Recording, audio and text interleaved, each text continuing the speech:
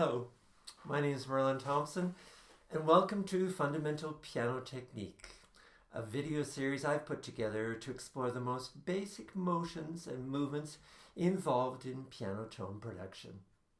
If you're a piano teacher or piano student, I hope you'll check out the entire series because all of the motions that I'll be exploring in this series work in conjunction with each other. Each of the fundamental piano techniques that I'll be exploring have immediate application for preschool and elementary school students, for teenagers, and for adults of all ages. Fundamental piano techniques can be introduced at any point in any pianist's development and have practicality as students progress from one level of playing to another.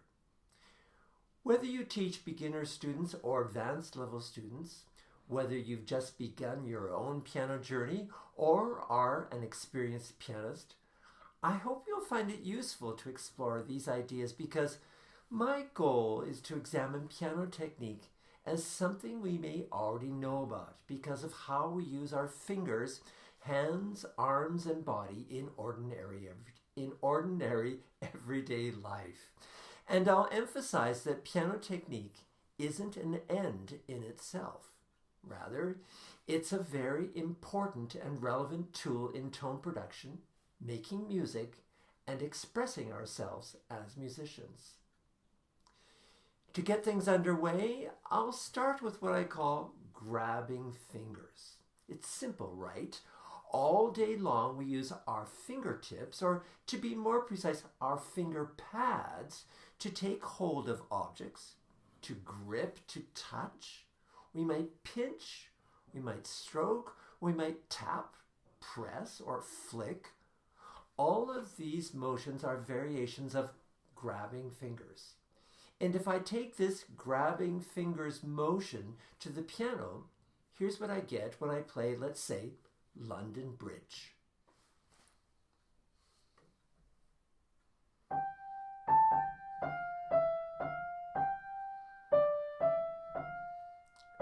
And I'll give you the other view. I'll just do it with my left hand so you can see what I'm doing with my thumb.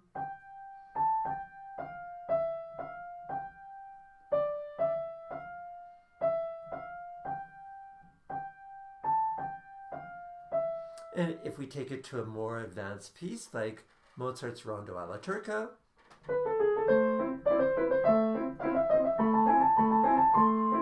grabbing fingers. With my beginning students, I like to use what I call finger aerobics to give them the hands-on experience of grabbing fingers, and especially to point out how our finger pads, as compared to our fingertips, are involved in grabbing. Because for me, it's the sensitivity in our finger pads that we use in petting a kitten or a puppy, or that we use in ascertaining the texture in a fabric. First one, couche ball grabs. It's very simple. Use your finger pads, use your fingers to grab the couche ball. The next one, marker rolls. And this one I even do one finger at a time. It's not so easy to do one finger at a time, so I'm very careful that students have a nice soft hand as they're doing this. To get the idea of how I'll be using my thumb, we have a thumb marker push through. And finally, just to emphasize the agility and the flexibility of my hand, a marker walk up. Or a climb up. I guess this is more of a climb up than anything else. And what I appreciate about each one of these finger aerobics, couche ball grabs, marker roll-ups, and climb-ups, is that students can do them right away. They don't need any special training to pick up a couche ball or roll a marker. All they need is what they already have, the flexibility and the agility to move their fingers.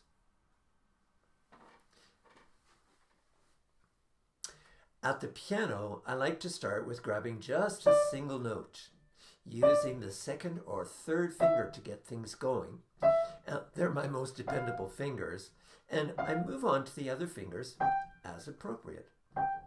Students may try to isolate their fingers and only use one at a time, so I make sure they know that all their fingers will be moving in conjunction with the finger that's playing. That's the way our fingers work, our hands work, and I provide for friendly reminders that it's most advantageous to use our finger pads rather than our fingertips in playing the piano. Open and close are the words I use all the time. Open your hand and close it. Open your hand and close it. And I like reinforcing this big motion, even though I know I only need this tiny motion to play the piano. Because in reinforcing this big motion through open and close, I know I'm exercising the tiny motion as well. So at this most fundamental beginning point, we've got fingers that move together and fingers that move through their entire range of motion.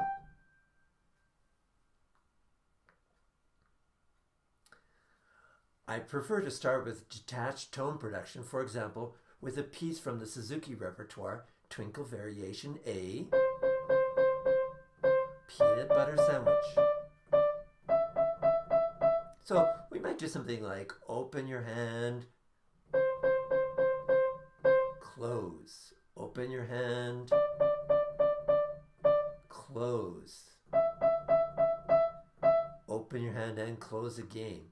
And with students, it's always interesting to explore things like flicking tone, where the sound is bright and intense, easy tone, where the sound is pleasant to listen to, bonk tone, where it's heavy and hard. That way, the motion of grabbing fingers is always related to the kind of tone we want to make.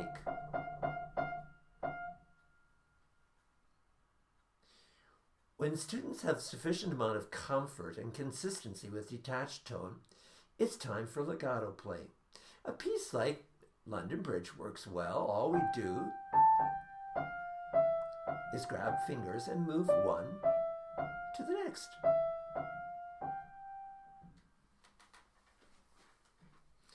As students become more fluent or skilled with their grabbing fingers, there's huge benefits when they encounter repeated legato notes. For example, in Mary Had a Little Lamb,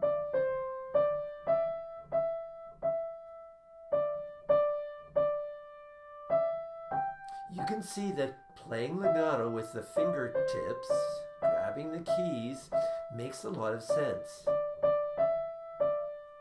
Using grabbing fingers means that we develop the sensitivity in our finger pads to control what we call the escapement.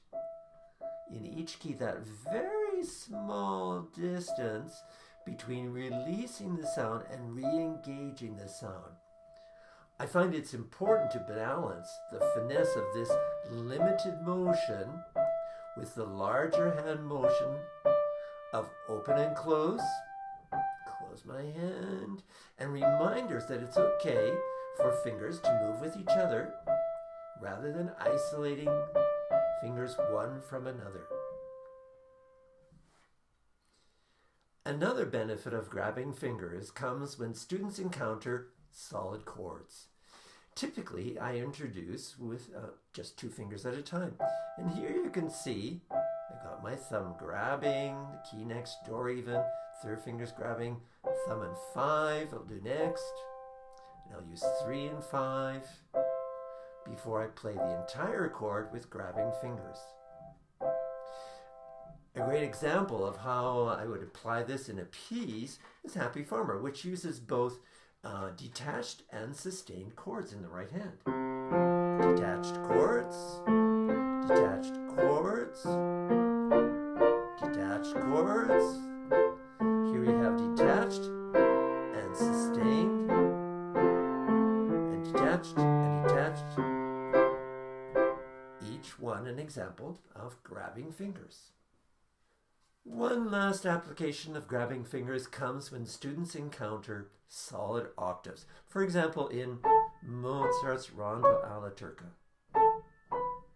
And here, once again, I use the open your hand gently and close it that I introduced probably many years earlier.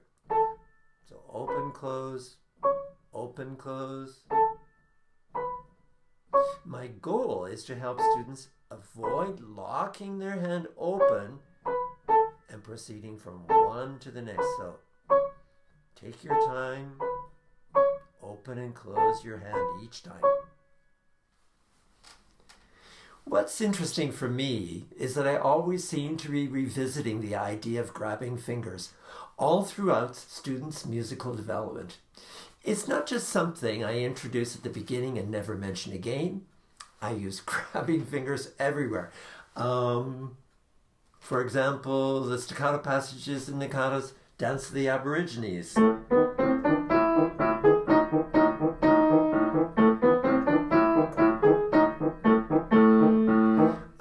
To the scale passages in Mozart's K545. Or we might just take a relaxed tempo to consider what are we doing with our grabbing fingers. I hope you'll give grabbing fingers a try to see what happens when you grab with the full range of motion in your hand, to see what happens when you use your finger pads as opposed to your fingertips, and to see what happens when you let your fingers move in conjunction with each other. That's all for grabbing fingers. I hope you found this video useful. But I will say I'm just getting started. There's more to come with fundamental piano technique. I'm Merlin Thompson, and I hope to see you again. Thanks for checking this out. Bye for now.